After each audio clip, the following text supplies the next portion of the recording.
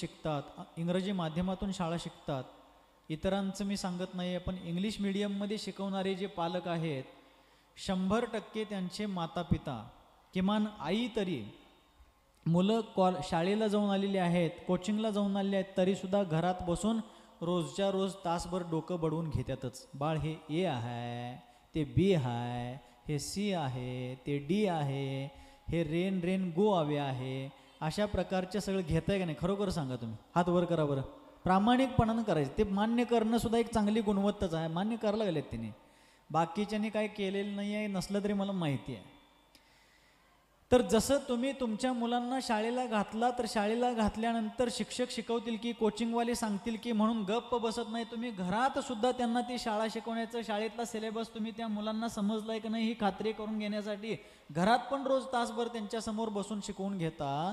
तसं या मुलांच्याकडून धार्मिक आचरण करून घेणे, त्यांना चांगला धार्मिक माणूस, सामाजिक घटकांमध्ये चांगल्या प्रकारे अग्रेसर होणारा एक चांगला सामाजिक व्यक्ती आणि या भारताला पुनश्च विश्वगुरू बनवण्यासाठी एक आदर्श नागरिक घडवण्यासाठी आणि ज्या शांतीसागर आचार्यांनी जीर्ण शीर्ण मुनी संस्थेला पुनश्च मजबूती प्रदान केली, अशा श्रमण संस्कृतीचा एक सुयोग्य पाईक बनावा, याच्यासाठी आपण त्यांना संस्कार देणं फार गरजेचं आहे. आज दुपारच्या सत्रामध्ये आपण वेळेत वेळ काढून, कारण आज दोन्ही गोष्टी आहेत, अक्षय तृतीया पण आहे, मौजी बंधन पण आहे, त्यातनं जसा वेळ उपलब्ध होईल तसं या दोन्ही विषयांवरती, नसेल तर आज एक आणि उद्या एक, अशा दोन्ही विषयांवरती संस्कारांचं महत्त्व काय आणि अक्षय तृतीयामध्ये दानपात्राचं महत्त्व काय, या सगळ्या गोष्टींच्यावरती यथायोग्य वेळेनुसार चर्चा करण्याचा प्रयत्न करूच. पण या मुलांना जी आत्ता नियम देणार आहे ते नियम त्या मुलांनी समजून घेण्याबरोबरच त्यापेक्षाही जास्त त्यांच्या पालकांनी समजून घेणं फार आवश्यक आहे. आज तुम्ही तुमच्या मुलांना भरपूर संपत्ती देण्यापेक्षा उत्तम संस्कार प्रदान करा. तुमची मुलं संस्काराच्या शिदोरीवरती साम्राज्य खडं करतील, ही संस्कारांची महिमा आहे, हे समजून घ्या, सिरियसली घ्या. फक्त वरवरनं ऐकून घेतलं, नळी फुंकिले सोनारे इकडून तिकडे गेले वारे, असं व्हायला नको. ह्या संस्कारांची शिदोरी जर तुम्ही तुमच्या मुलांना दिलात, मुलं कोणत्याही स्थितीमध्ये मार्ग भरकटणार नाहीत. तुम्ही संस्कारांच्या अभावी भरपूर संपत्ती दिला, पण संस्कार नसलेली मुलं संस्कारांच्या अभावी संपत्ती हातात आल्यामुळं त्याचा अपव्यय करतात. ड्रग्ज आणि नाना प्रकारच्या नशिल्या पदार्थांच्या विळख्यामध्ये छोटी छोटी मुलं आज अडकलेली आहेत. आपल्या सांगली जिल्ह्याचं नाव त्या क्षेत्रामध्ये झळकत आहे, ही मोठी दुर्भाग्याची गोष्ट आहे. मागच्या काही आठवड्यांपूर्वी पेपरमध्ये, सगळ्या मीडियामध्ये ह्या ड्रग्सच्या क्षेत्रामध्ये विळख्यामध्ये अडकलेल्या आपल्या तरुण पिढी, बालपिढीमुळं पेपरबाजी कितीतरी आपल्या सांगली जिल्ह्याबद्दल झालेली आहे. सांगली जिल्हा असू दे नाही तर जगाचा कोणताही कोपरा असू दे, या व्यसनाधीनतेमध्ये अडकल्यामुळं सर्वांचं नुकसान होत आहे, अनेक प्रकारचं नुकसान होत आहे. म्हणून या मुलांना संपत्ती नाही दिलात तरी चालेल, पण चांगले संस्कार द्या. त्या नियमांच्या बद्दलच आता या ठिकाणी सांगतो आहे. मुलांनो, सगळ्यांनी इकडं लक्ष द्यायचं आहे. आपल्याला पहिला नियम काय असणार आहे की मी आई वडिलांची, वडीलधाऱ्यांची सेवा करणार आहे. करणार काय? नक्की करणार? छान. सगळ्यांनी आपापल्या घरी रोज आल्यानंतर, शाळेतून आल्यानंतर, बघा तुम्ही तुमच्या घरामध्ये जॉनी जॉनी यस पप्पा हे शिकवण्यापेक्षा पोरं घरात आल्यानंतर घरात असणारी त्यांचे आजी आजोबा यांचे पाय दाबायला, त्यांना जय जिनेंद्र म्हणायला, त्यांची मदत करायला, घरात किंवा शेजार पाजारी असणारे कोणीही गरजू व्यक्ती त्यांची सहायता करण्याचे संस्कार या मुलांच्यावरती टाका. ही मुलं मोठी झाल्यानंतर नक्कीच श्रेष्ठत्वाला प्राप्त होतील. म्हणून मुलांच्यावरती सेवाभावाचे संस्कार घाला. एका ठिकाणी एक प्रसंग मी असा पाहिला होता की एक मुलगा आपल्या म्हाताऱ्या झालेल्या बापाला वृद्धाश्रमामध्ये सोडायला जातो. कुठं सोडायला जातो? ऐकायला लागले सगळे मोठे, मागच्या ज्येष्ठ श्राविका, महिला मंडळ सगळ्यांनी. एक मोठा तरुण वयात आलेला मुलगा जो नोकरी करत होता आणि आपल्या बापाला वृद्धाश्रमामध्ये सोडायला जातो. वृद्धाश्रमामध्ये जेव्हा एंट्री करतो तो बाप की ज्यानं त्याला लहानपणी आपल्या पोटाला चिमटे लावून त्या पोराचं पोट भरलं होतं, तो बाप अगदी काकुळतीनं, आपुलकीनं, अगदी कंठ दाटून आलेल्या स्वरामध्ये मुलाला म्हणतो, बाळ तुला ज्या दिवशी सुट्टी असेल त्या दिवशी तर मला भेटायला येणार ना तू? मुलगा म्हणतोय, बाबा ते नंतर बघू, पहिला चला आत जायचं, एंट्रीची वेळ संपत आलेली, लवकर चला. किती रुक्षता आलेली आहे. आणि ज्या वेळेला आत गेले, त्या वृद्धाश्रमाचं संचालन करणारा संचालक बाहेर येतो आणि त्या वयस्कर व्यक्तीला पाहून म्हणतो, अरे तुम्ही इथं कसं काय? तुम्ही इथं कसं काय म्हटल्यावरती तो सोडायला आलेला मुलगा त्या संचालकाला विचारतो, तुम्ही यांना कसं काय ओळखता? ऐकायला लागलाय लक्ष देऊन? तो सोडायला आलेला आपल्या बापाला या आश्रमामध्ये वृद्धाश्रमामध्ये सोडायला आलेला तो मुलगा त्या संचालकाला विचारतो की तुम्ही आमच्या बाबांना कसं काय ओळखता. त्यावेळेला त्या संचालकानं सांगितलं की अरे, ज्या वेळेला तुझा बाप आणि मी तरुण होतो, दोघंही आम्ही खास मित्र होतो, त्याच्यानी माझी ओळख कशी झाली तर या वृद्धाश्रमाचा संचालक व्हायच्या अगोदर मी अनाथ आश्रमामध्ये काम करत होतो आणि त्यावेळेला तुझा बाप त्याच अनाथ आश्रमातनं तुला घेऊन गेला आणि तुला लहानाचं मोठं केलं. काय केलेलं आहे तू जो आज त्याला वृद्धाश्रमामध्ये सोडायला आलेला आहेस, ह्या बापाची आणि माझी ओळख तेव्हापासून आहे जेव्हा तुला त्यानं अनाथ आश्रमातनं नेलं आणि आत्ता लहानाचं मोठं केलं. पण त्याचं दुर्भाग्य हे की ज्यानं तुला अनाथ आश्रमातनं नेऊन कोणीतरी तुला बेवारसपणे सोडलेलं होतं, त्या अनाथ आश्रमामध्ये तुला ठेवलेलं असताना ज्यानं मनाचा मोठेपणा ठेवून तुला नेलं, लहानाचं मोठं केलं, शिकवलं, सवरलं, तुझ्या पायावरती उभं केलं, तुला एवढं सुयोग्य बनवलं की तू तुझ्या परिवाराचं पालन पोषण करू शकशील, या देशासाठी काहीतरी करू शकशील, असं सगळं करून सुद्धा आज तोच तू या बापाला या वृद्धाश्रमामध्ये सोडायला आलायस. बघा, जैशी करणी वैशी भरणी. जर कोणी आपल्यापेक्षा वडीलधाऱ्यांशी असं वागत असाल, नक्की जबरदस्त झटका नव्हे हादरा बसणारा, हे लक्षात ठेवा. असं कोणी समजू नका हे महाराज काय शाप देत आहेत काय. जैन मुनी कधीही शाप देत नाहीत, पण कर्म सिद्धांत सांगायला लागलोय. जर घरातल्या वडीलधाऱ्यांचा छळ करत असो, कोणत्याही भ्रमात राहून आपण आपल्या वडीलधाऱ्यांना त्रास, मानसिक त्रास, कोणत्याही प्रकारचा त्रास देत असू, आपला भविष्यकाळ सुद्धा तसाच असणार आहेत. आपली मुलं सुद्धा भविष्यात आपल्याला तोच मार्ग दाखवणार आहेत, तीच परिस्थिती आपल्यासमोर आणणार आहेत. म्हणून आज या लहान मुलांच्या वरती सेवाभावाचे संस्कार टाका, त्यांना वडीलधाऱ्यांची सेवा करायला शिकवा. नुसता जॉनी जॉनी यस पप्पा करत बसायला लावू नका. वडिलांची, आईची, आजा आजोबांची सेवा करायला, किंबहुना कोणीही मनुष्य पशु जे गरजू आहेत, सेवेचे हक्कदार आहेत, पात्र आहेत, त्यांची सेवा करायला शिकवा. करणार ना सेवा? नक्की पोरांनो, मुलांनो, सेवा करणार काय तुम्ही? कोण कोण सेवा करणार? वडीलधाऱ्यांच्या हातवर करा बरं. सगळ्या मुलांचं लक्ष आहे. पोरं लय शाने आहेत. छान. त्याच्यानंतर दुसरा नियम आहे की आंतरजातीय विवाह करणार नाही. तो नियम आत्ता तुम्ही लहान आहात, लगेच कळणार नाही, आणखीन जरा मोठे व्हा. त्यानंतर पुढचा नियम आहे की मी रोजच्या रोज जिन मंदिरला जाणार. आता यातली जी मुलं पुणे, मुंबई, बेंगलोर, नोएडा, गुडगाव अशा मेट्रो सिटीजमध्ये राहत असतील किंवा सांगली, कोल्हापूरमध्ये राहतात पण मंदिरापासून 2-4-5 किलोमीटर लांब त्यांचं घर आहे, त्यांच्यासाठी रोजच्या जिनदर्शनाचा नियम काय आता कंपल्सरी देत नाही आहे, पण किमान आठवड्यातून तरी त्यांना भगवंतांचं दर्शन करायला लावा. जर मुलांची शाळा सकाळी असेल, आई वडील सांगतात, त्यांनी मंदिरला जावं म्हणून सांगण्याऐवजी आम्ही त्या पोरांना सांगतात, ते आई वडीलच आम्हाला सांगतात महाराज सकाळी शाळा असते हो. असं करू नका. जर तुमच्या गावात घरापासून मंदिर जवळ आहे तरी पण शाळा सकाळची असेल, लवकर असेल, सकाळी शक्य होत नसेल, संध्याकाळी जावा. न जाण्यापेक्षा संध्याकाळी गेलेलं काही वाईट नाही. आणि त्रिकाल दर्शन तर सांगितलेलं आहेच की. म्हणून 24 तासातनं एकदा आई वडिलांनी आपल्या मुलांना बोटाला धरून त्यांना लहानपणी जिन मंदिरला घेऊन जावा. तुम्ही म्हातारे झाल्यावर पोरं तुम्हाला हात धरून शेखरजीला नेल्याशिवाय राहणार नाहीत. ही संस्कारांची महिमा आहे. म्हणून पोरांना आत्तापासूनच रोजच्या रोज मंदिरला घेऊन जावा. त्यानंतर मुलांना रोज मंदिरला जायचं. जाणार का रोज? नक्की रोज मंदिरला जायचं आहे. त्याचबरोबर कधीही मी मद्य, मांस आणि मधू, मद्य म्हणजे दारू, मुलांना लक्ष आहे सगळ्यांचं. आपण डायरेक्टली दारू पित नाही, पिणारही नाही, पण काही औषधांमध्ये वगैरे किंवा अन्य काही घटका वस्तूंमध्ये, खाद्यपदार्थांमध्ये, पेय पदार्थांमध्ये अल्कोहोलचा वापर केला जातो. माहिती घेऊनच त्याचं सेवन करायचं, ग्रहण करायचं. ज्याच्यामध्ये दारू मिश्रित आहे असं कोणतीही वस्तू, ते तुमचं हात धुवायचं काय आलं होतं की ते कोरोना काळामध्ये सॅनिटायझर आलं होतं, त्याच्यामध्ये सुद्धा अल्कोहोल असतं असं ऐकलं होतं. अशा कोणत्याही अल्कोहोलिक, दारू, मद्य वगैरे मिसळलेल्या वस्तूंचं सेवन कोणत्याही कारणासाठी करायचं नाही. त्यानंतर मद्य झाल्यावरती मांस, डायरेक्टली मांसाहार आपण कोणी करत नाही, पण pizza, burger, chow mein, Lay's, Kurkure वगैरे काय काय असते की. मॅगी खाताय का? मॅगी पोरांनो, मॅगी कोण कोण खाताय हात वर करा बरं. पोरं लय शाने आहेत आमचे.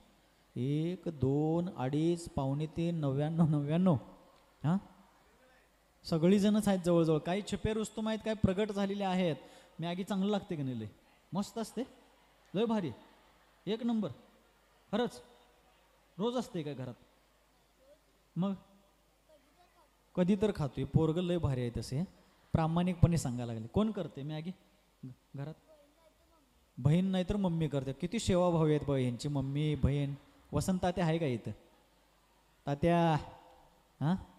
तर मॅगी खाताना मुलांना चांगलं लागतंय, त्यांच्या आयांना पण ते सुविधेचं झालेलं आहे. का पुडा आणायचा फोडून नुसता घालून उकळून दिलं, मसाला पण त्याच्याबरोबर पाऊच आलेला असते पॅकेट, काही बाकीचं करायला लागत नाही का नाही. पण ते मॅगी खाताना चांगलं लागते, तयार करताना कष्ट पडत नसले तरीसुद्धा ते भयंकर अभक्ष आहे. त्या मॅगीबरोबर जे बारकं त्याच्या मसाल्याचं पॅकेट येतं आहे त्याच्यामध्ये अजिनोमोटो नावाचा एक घटक असतोय, कंटेंट असतोय, जे डुकराच्या चरबीपासून तयार केलेलं असतं. आपण आपल्या मुलांना काय काय घालायला लागलो आहे, आपण त्यांना काय घडवा लागलो आहे बघा. एका इंग्रजी विचारकांनी एका ठिकाणी म्हटलेलं आहे, ते म्हणतात तुम्ही काय खाताय ते मला सांगा. मी म्हणत नाही आहे, ते पाश्चात्य विचारक म्हणतात की तुम्ही काय खाताय ते मला सांगा, तुम्ही कोण आहात ते मी सांगतो. म्हणजे तुम्ही कोण आहात ते मला सांगायची गरजच नाही आहे, फक्त तुम्ही काय खाताय तेवढं सांगा, त्याच्यावरनं मी सांगतो की तुम्ही कोण आहे ते. आपलं खानपान आपल्या संस्कृतीला दाखवणारं असतं. म्हणून मातापित्यांनी, विशेष करून आईंनी आपल्या जीवनामध्ये या मुलांना घडवण्याचा प्रयत्न करा. आज या विषयावरती खूप बोलायचे भाव आहेत, पण वेळेचं बंधन आहे. दुपारच्या सत्रामध्ये पाहू. आज महिलांच्या मध्ये, युवतींच्या मध्ये एक विशेष करून एक ट्रेंड झालेला आहे की मी एवढं शिकलोय तर मला जॉब करायचा आहे, मला पैसा कमवायचा आहे, माझ्या पायावरती उभं राहायचं आहे. मी त्यांना अत्यंत आग्रहानं आणि कळकळीनं सांगू इच्छितो, कुठल्या तरी कंपनीमध्ये, फॅक्टरीमध्ये जॉब करून 4 पैसे कमावण्यापेक्षा एका जिवंत माणसाला मानवाचा महात्मा आणि महात्म्याचा परमात्मा करण्यासाठी त्यांना त्यांच्या पायावर खडं राहण्यासारखे संस्कार प्रदान करा. याच्यासारखा मोठा जॉब जगात दुसरा कोणताही नाही आहे, हे सिरियसली समजून घ्या. फक्त पैसे म्हणजे सर्व काही नाही आहे. पैसे ज्यांच्यासाठी कमावणार आहात तेच संस्काराच्या अभावी जर बिघडले, त्या पैशाला काडीचीही किंमत नाही आहे. आणि पैशाला काय किंमत आहे हे नोव्हेंबर 2016 नोटबंदी ज्यावेळेला आली तुम्ही बघितलंय स्वतः.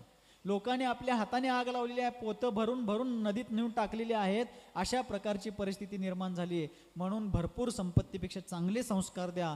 मुलांना सात्विक खाणं पिणं द्या. मॅगी इथनं पुढं खायचं नक्की काय? प्रॉमिस? पोरांनो मॅगी खायचं? कोण कोण खाणार नाही हात वर करा. आता मॅगी आम्ही खाणार नाही महाराज, सगळीजण बास खाली हात घ्या. आता मागं बसलेल्या महिलांनी हात वर करून सांगायचं आम्ही आमच्या घरात पोरांना मॅगी तयार करून घालणार नाही. कोण कोण हात वर करताय करा बघू. मागली तसंच का बसल्यात? पुढची काय करतात ती पहिला रिझल्ट बघतो मग आम्ही ठरवतो. एक विचार करा, सरकारनं सुद्धा 1-2 वर्षाच्या दरम्यानच पूर्वी काहीतरी मॅगीच्या उत्पादनावरतीच बंदी घातली होती का नाही? घातली होती काय? कपिल आडोरे सांगा, तुम्ही दुकानदार आहे, तसलंच दुकान आहे काय तुमचं? पायपा जोडायचं आहे. मॅगी सारख्या खाद्यपदार्थावरती सरकारनं सुद्धा बंदी घातली होती आणि आपण डोळं बांधून काय वाटेल ते घालायला लागलोय. आपल्या मराठी साहित्यकारांनी एका ठिकाणी म्हटलेलं आहे, गेले सांगून ज्ञानी माणसा परास मेंढर बरी. बघा काय म्हटलं त्याने, ज्ञानीजन वडीलधाऱ्यांनी पूर्वजांनी एक म्हण सांगितली की माणसापेक्षा मेंढर बरी.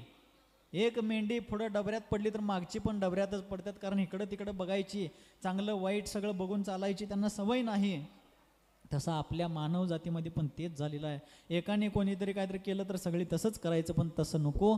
शुद्ध सात्विक खाणं पिणं द्या मुलांना. त्याचबरोबर मधू म्हणजे मध असते ना, मधाचा पोळा. बाळांनो मुलांनो, डाबर हनी ब्रेडवरती चपातीवरती मम्मी लावून देते काय तुम्हाला शाळेला जाताना? तसलं खायचं नाही, ते भयंकर अभक्ष आहे. मधाचा एक थेंब खाल्ल्यानंतर सुद्धा असंख्यात जीवांच्या हिंसेचं पातक लागतं, कारण ते मध काढत असताना त्या मधाचा पोळा पिळून काढला जातो, त्यामध्ये असंख्य त्या माशा मरतात करतात. त्याचबरोबर ते मध म्हणजे लागायला थोडं गोड लागत असेल, कसं लागतंय काय माहीत नाही, परंतु ते मध म्हणजे त्या मधमाशांची उलटी वॉमिटिंग असते. त्या मधमाशा काय करतात, त्या फुलातून ते मकरंद ग्रहण करून येतात आणि ते आपल्या तोंडातनं आणून आपल्या पोळ्यामध्ये विसर्जित करतात, त्याच्यावरच बसतात, तिथंच मलमूत्र विसर्जन करतात. या सगळ्या भयंकर अभक्ष गोष्टी, हिंसा होण्याबरोबरच ते भयंकर घाणेरडं असतं. म्हणून मद्य मांस मधू या तिन्हींचाही त्याग करायचा आहे. तसंच मुलांनो, 8 वर्ष वयाच्या नंतर तुम्ही सर्वांनी रोजच्या रोज जर जमलं तर ठीक आहे, चांगलंच आहे.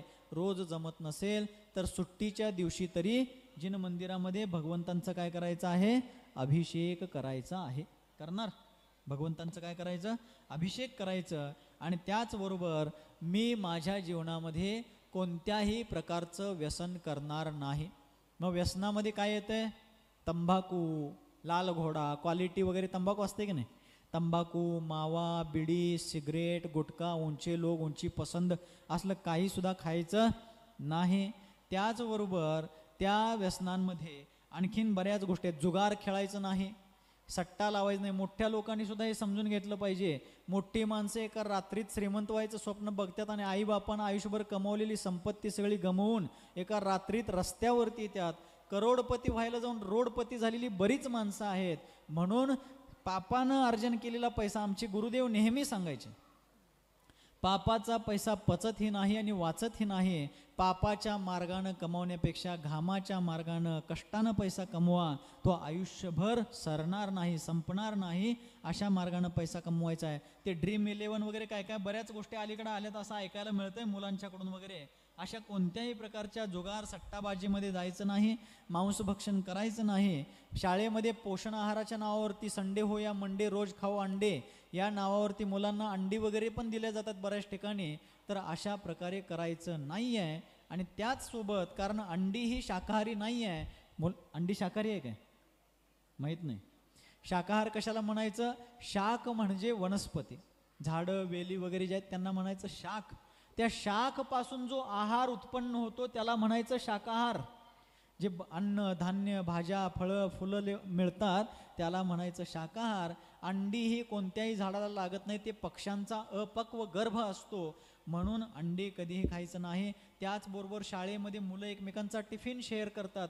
शेअर करण्याच्या विरोधात मी नाही आहे, पण इतर जी मुलं त्यांच्या डब्यातून जे काय अभक्ष्य घेऊन येऊ शकतात, येतात देखील, त्यापासून वाचण्याची प्रेरणा आपल्या मुलांना आपण द्यायची आहे. तसंच मांस, मद्य आणि मधूचा त्याग करणे, वेश्यागमन, परस्त्रीचा त्याग करणे, चोरी करण्याचा त्याग करणे आणि शिकारीचा त्याग करणे. चोरी करणे म्हणजे मुलं अजून लहान आहेत, मुलांनी शाळेतले पेन्सिल पाटी वगैरे कुठल्याही कोणाची वस्तू उचलायची नाही. आणि मोठ्यांनी सुद्धा 1,00,000 रुपयाचा माल खरेदी केला आणि 50,000ची बिल्टी केली, सरकारला चुना लावणे हे पण एक प्रकारची चोरीच आहे. कोणत्याही प्रकारची असू दे, चोरी ही चोरीच आहे, कारण त्यातून देशाचंही नुकसान होतं. असं कोणतंही कार्य करायचं नाही. आणि शिकार, मुलांना इकडं लक्ष, तुम्ही मोबाईलवरती ते फ्री फायर गेम खेळताय का नाही, फ्री फायर खेळताय, तसलं काही गेम खेळायचं नाही, कारण त्याच्यामध्ये डिशिव करताय की. खरोखरचं जरी त्यात डिशिव नसलं तरी मोबाईलमध्ये का होईना त्या प्रकारची भावहिंसा होत असते. अशा कोणत्याही प्रकारचे शिकार वगैरे तर प्रॅक्टिकली करायचंच नाही, पण त्या प्रकारचे गेमसुद्धा खेळसुद्धा खेळायचे नाहीत अशा प्रकारे. आणि अंततोगत्वा आपल्या कोणत्याही प्रकारच्या वर्तनामुळं आचरणामुळं माझे आईवडील, आपलं कुटुंब, आपला समाज, आपलं गाव आणि या विश्वगुरु भारताची मान शर्मेनं खाली झुकेल असं कोणतंही कार्य आपण करायचं नाही. इतक्या चांगल्यापणे वाटचाल करायचा प्रयत्न आपण करायचा आहे. ही मुलं अजून लहान आहेत आणि या मुलांना हे संस्कार टिकवण्याचं, हे व्रत त्यांच्याकडून पालन करून घेण्याचं कार्य मोठ्या लोकांनी करायचं आहे. आणि मोठ्या लोकांना आत्ता एक नियम देणार आहे की ही मुलं इथनं उठल्यानंतर जेव्हा बाहेर पडतील, यांची मिरवणूक काढण्यात येईल, त्यावेळेला त्यांच्या झोळीमध्ये कोणीही बिस्किट, चॉकलेट, ब्रेड इत्यादी बेकरी प्रॉडक्ट्स घालायचं नाही. तुमचं जर भावच असतील त्यांना ड्रायफ्रूट्स द्या, रत्नागिरी हापूस द्या, लईच तुमच्या ऐपत असेल एखादी अंगठी घाला, त्याच्यापेक्षा ऐपत असेल एकरभरचा 7-12 त्यांच्या नावावर करा, काय अडचण नाही. पण कोणत्याही प्रकारच्या अभक्ष वस्तू, इथं मंडपात नियम द्यायचं आणि बाहेर गेल्याबरोबर तो नियम मोडायचं, तुम्ही मोठ्यानीच मोडायचं, असलं पाप आपण करायचं नाही. एखाद्याच्या व्रत पालनामध्ये सहकार्य करता आलं तर चांगलं आहे, पण ते करता येत नसेल तर घेतलेलं व्रत आपल्यामुळं कोणीतरी मोडत असेल, फार मोठं पाप आहे. ते कोणीही त्या प्रकारचं त्यांच्या झोळीमध्ये घालू नका. बोलिये अहिंसा परमो धर्म की. सर्व मुलांनी हात जोडायचा आहे. मुलांना नियम देणार आणि मुलांच्यापेक्षा त्यांच्या आईवडिलांना पण देणार आहे. रोजच्या रोज या मुलांच्याकडून ह्या गोष्टी यथाशक्ती फॉलो करून घ्या. मुलांना हात जोडायचा आहे. तुम्हाला मुलांना हात जोडा. 5 उदुंबर फळं, वड, पाकर, पिंपळ, कटुंबर आणि उंबर, अंजीर वगैरे जी फळं येत असतात त्या सगळ्या फळांचा त्याग, मद्य मांस मधू या 3 मकारांचा त्याग, अशा प्रकारे अष्टमूल गुणांना धारण करणे आणि रोजच्या रोज भगवंतांचं दर्शन आदी करणे, ह्या गोष्टी यथाशक्ती रूपानं तुम्ही फॉलो करा. शालेय जीवन अजून तुम्ही जगत आहात, तुमच्या शक्तीनुसार या गोष्टी पालन करा, अशा प्रकारचा तुम्हाला संकल्प यथायोग्य देतो आहे. ठीक आहे, सर्वांनी मनातल्या मनात 9 वेळा नमोकार मंत्र जप करायचं बाळांनो. व्यवस्थित बसा, सगळ्यांनी हातावरती हात ठेवा. सगळ्यांनी इथं पुढे जे बसलेले आहेत मुलांना, हा स्टेजवरची मुलं नमो हरिहंताणम नमो सिद्धाणम नमो मना नमो आर्याणम नमो वचायानम नमो लोय संवसाहुनम. पूज्य ओम ह्रीम रमस्य औसनमा. पंडितजी. ओम ह्रीम रमस्य औसनमा. ओम ह्रीम रमस्य औसनमा. ओम ह्रीम रमस्य औसनमा. ओम ह्रीम रमस्य औसनमा. ओम ह्रीम रमस्य औसनमा. ओम ह्रीम रमस्य औसनमा. यानंतर पूज्य गुरुरांच्या मंगल करकमलाद्वारे या मुलांच्या मस्तकावरती पुष्पक्षेपण. ओम ह्रीम श्रीम क्लीम. पुढे जी बसलेले तांदूळ घ्या आणि सगळ्या मुलांच्या